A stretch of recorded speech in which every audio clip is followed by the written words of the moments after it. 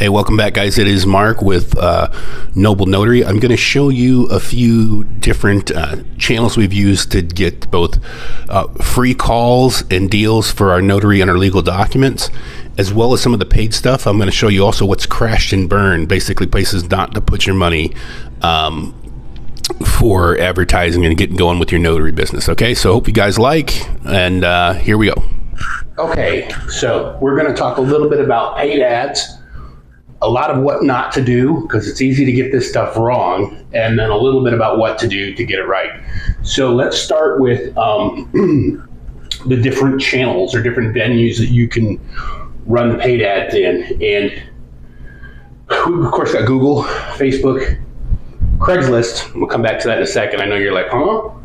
And then Yelp, Nextdoor, Alignable, Bing, LinkedIn.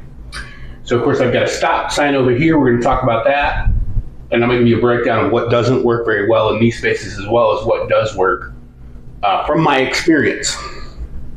So, for starters, you can generate leads, traffic, and revenue from all of these channels organically, except Craigslist. You have to pay for Craigslist no matter what. But so all of these you can develop free leads from on some level. Now, so what that means is you should be creating, you should have ways of doing that. You should have Facebook business profile, personal profile. You should have a Google map listing, a website that shows up on Google as well, a Yelp listing, Nextdoor listing, Alignable listing, being LinkedIn. You should have profiles on all of these, and I don't just mean personal profiles, but business profiles on all of them. But let me just tell you that when it comes to running paid positions, none of these for me have panned out at all. In fact, they've been horrible. They crash and burned no matter what. I mean, multiple different types of campaigns, they've all crashed and burned. Ironically, I've gotten leads from all of them organically, but when I run paid positions in LinkedIn, being Alignable, Nextdoor, Yelp, is a joke. And then so don't do that. Now down here I put red flag, any buyer traffic. So buyer traffic is just like these companies that say they'll just drive traffic to your website and you'll get leads or you'll get sales or whatever. Those are garbage. Those are a joke. So buyer traffic, general garbage.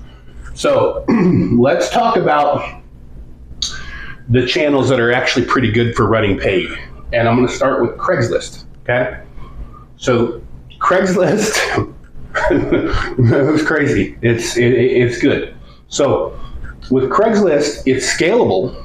Okay. So if you are offering a service or product that is, you can deliver it anywhere, well, you can run Craigslist ads in multiple locations. I would say that with Craigslist, there's no need to run maybe more than 2 or 3 placements per state, because their ads bleed through, meaning like if you have a Craigslist post in Daytona Beach, it may bleed through to Craigslist Ocala or Craigslist Orlando.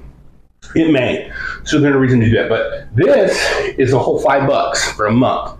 Set you back $5. Now in the legal document space that we operate, in the notary space, $5 a month. I have my Craigslist ad set on auto renew. They automatically renew. I've made one good ad campaign for a couple different things we do. They auto renew because they work. So in the legal document and notary space, it's good for a couple leads a month. Okay. And in the insurance space, I can expect about 1 lead a month. So $5 for a lead. The potential to get more than that. And again, the potential to scale if you could make a listing in other states. We've done that actually on Craigslist with digital products, and it works well. Okay. So Craigslist works. Why does it work? Well, number one, it's cheap. It's very cheap advertisement. Number two, it's just attracting a different demographic. There's just a different space of people that look for stuff on here. They look for services and products on here that aren't looking for it on these other places. That's all there is to it. It's a marketing channel. So, all right, let's talk about Facebook. So for starters, if you cannot create a post in Facebook organically, meaning create a post and get people to comment and share it and maybe generate some type of inquiry into what it is you're doing, you have no business running a paid ad. Why? Because what you are doing is so uninteresting that if you're paying to promote that uninteresting stuff, it won't work that way either. Okay, so that's just simply, you're going to have to learn how to create creative and engaging things. Okay, so with Facebook, if you have a business profile, and let me just talk about this. Your reach, meaning how far a piece of content that you create on Facebook, is going to go further on your personal profile than on a Facebook fan page, your business profile, okay? The reason for that is Facebook wants you to run paid ads off of your fan page, okay? So they're automatically going to stifle any organic reach on your fan page. So you should be posting content on your personal page. What doesn't work are post boosts, okay? This is where they say, hey, boost this post and reach 1,000 more people for $5 or whatever. It doesn't work, okay? Those are junk. I don't know who they're showing it to, but it's garbage, okay? So what does work pretty good, especially for local business, engagement campaigns. And then, of course, if you're doing insurance or you're doing any other kind of high ticket offer, lead generation, so sales leads and conversion campaigns, okay? These are also the most expensive, and they require monitoring, and in some cases they require what's called a pixel installation. A pixel is simply some kind of a widget you put in your website from Facebook. It's a cookie, basically. It's a tracking device that allows them to capture who your visitors are and formulate an ideal avatar from that. So there's that. Okay, so Google. So Google has several different campaigns, and Google can go into YouTube and all kinds of stuff. But I want to talk about, let's talk about some whatnots first. Okay, so smart campaigns equal dumb. Smart equals dumb. Smart campaigns are horrible. Don't ever do a smart campaign. Okay, they're going to try and talk you into that. Don't do it. The other thing Google tries to do is they'll say, get more reach with our search network and our partner sites. That's garbage traffic. I've never had that traffic work.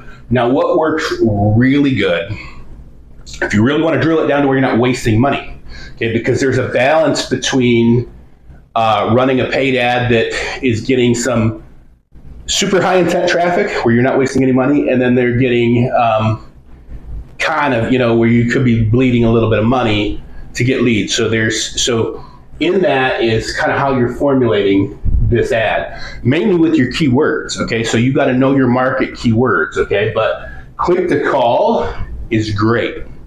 I like click to call for both my notary and legal document services, and I like it for insurance leads, okay? Because click to call, that ad only shows to somebody with a phone in their hand, okay?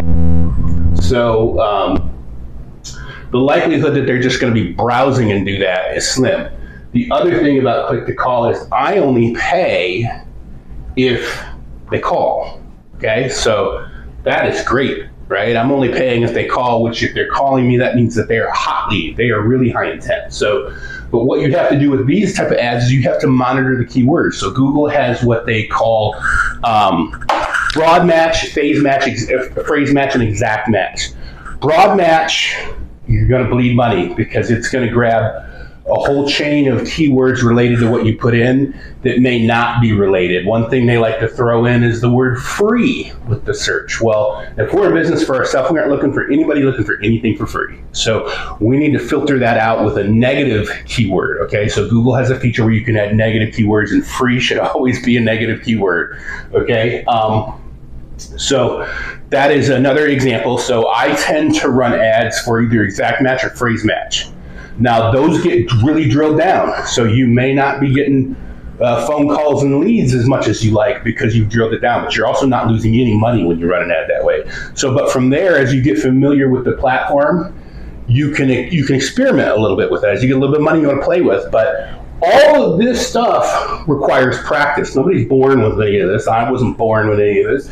These are just skills you develop through practice. So, so obviously for for this stuff, we teach some of this stuff. I'm showing you a little bit now, but we go into deep dives on this and different trainings and even some other videos that are on here. So that is it. This is an example right here is an example of an ad copy, a Facebook ad copy that I've run for term life insurance. Now, so like with Facebook, you can target and you can not target. So anymore, it seems like the thought process is to not run any targeting and let the algorithm figure it out. But I've shown, like, for example, with that ad, that ad for term life insurance for parents, by targeting parents with that ad, it actually works pretty good. And the same with this ad right here that's an example of an ad copy I've used for final expense insurance lead generation ad, and that one I'm targeting older people, so I am filtering out for over 60 with that. So that's not entirely true. You still have to split test ads to see test targeting versus no targeting. But that's a conversation for another day. So that is it for now. Hope you found this stuff helpful. Like, subscribe, and we'll see you in the next one.